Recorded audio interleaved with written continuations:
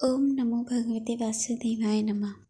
वैकुंठ चतुर्दशी की पौराणिक कथा के अनुसार एक बार की बात है, नारद जी पृथ्वी लोक से घूमकर वैकुंठ धाम पहुँचते हैं। भगवान विष्णु उन्हें आदरपूर्वक बिठाते हैं और प्रसन्न होकर उनके आने का कारण पूछते हैं। नारद जी कहते हैं, प्रभु आपने अपना नाम कृपा निधान रखा है। इससे आपके जो प्रिय भक्त हैं वही तर पाते हैं, जो सामान्य नर नारी हैं वह वंचित रह जाते हैं। इसलिए आप मुझे कोई ऐसा सरल मार्ग बताएं जिससे समान भक्त भी आपकी भक्ति कर मुक्ति पा सके। यह सुनकर विष्णु जी बोले, हे नारद, मेरी बात सुनो। कार्तिक शुक्ल पक्ष की चतुर्दशी को जो नर नारी व्रत का पालन करेंगे और श्रद्धा भक्ति भाव से मेरी पूजा अर्चना करेंगे, उनके लिए स्वर्ग के द्वार साक्षात खुले होंगे। इसके बाद विष्णु जी जय विजय को बुलाते हैं और उन्हें कार्तिक चतुर्दशी को स्वर्ग के द्वार खुला रखने का आदेश देते हैं। भगवान विष्णु कहते हैं, इस दिन जो भी भक्त मेरा थोड़ा सा भी नाम लेकर पूजन करेगा वह वैकुंठ धाम को प्राप्त होगा। दूसरी कथा। पौराणिक मतानुसार एक बार भगवान विष्णु देवाधिदेव महादेव का पूजन करने के लिए काशी आए। वहाँ मणिकर्णिका घाट पर स्नान करके उन्होंने 1000 स्वर्ण कमलों पुष्पों से भगवान विश्वनाथ के पूजन का संकल्प किया। अभिषेक के बाद जब वे पूजन करने लगे तो शिव जी ने उनकी भक्ति की परीक्षा के उद्देश्य से एक कमल पुष्प कम कर दिया।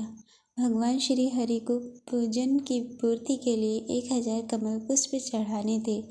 एक पुष्प की कमी देखकर उन्होंने सोचा कि मेरी आंखें भी तो कमल के ही समान हैं, मुझे कमल नयन और पुंडरीकाक्ष कहा जाता है। यह विचार कर भगवान विष्णु अपनी कमल समान आंख चढ़ाने को प्रस्तुत हुए।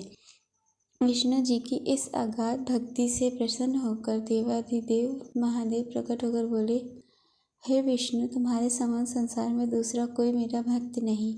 आज की यह कार्तिक शुक्ल चतुर्दशी अब वैकुंठ चतुर्दशी कहलाएगी और इस दिन व्रत पूर्वक जो पहले आपका पूजन करेगा उससे वैकुंठ लोक की प्राप्ति होगी।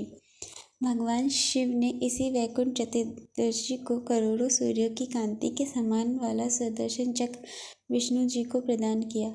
शिव जी तथा विष्णु जी कहते हैं कि इस दिन स्वर्ग के द्वार खुले रहेंगे। मृत्यु लोक में रहने वाला कोई भी व्यक्ति इस व्रत को करता है वह अपना स्थान वैकुंठ धाम में सुनिश्चित करेगा।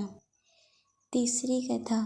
धनेश्वर नामक एक ब्राह्मण था जो बहुत बुरे काम करता था। उसके ऊपर कई पाप थे। एक दिन वो गोदावरी नदी में स्नान के लिए गया।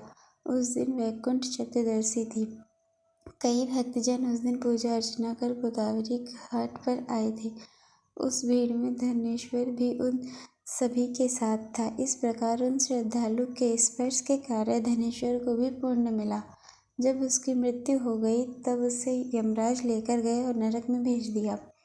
तब भगवान विष्णु ने कहा, यह बहुत पापी है, पर इसने वैकुंठ चतुर्दशी के दिन गोदावरी स्नान किया और श्रद्धालुओं के पुण्य के कारण इसके सभी पाप नष्ट हो गए, इसलिए इसे वैकुंठ धाम मिलेगा। अतः धनेश्वर को वैकुंठ धाम की प्राप्ति हुई। हर हर महादेव।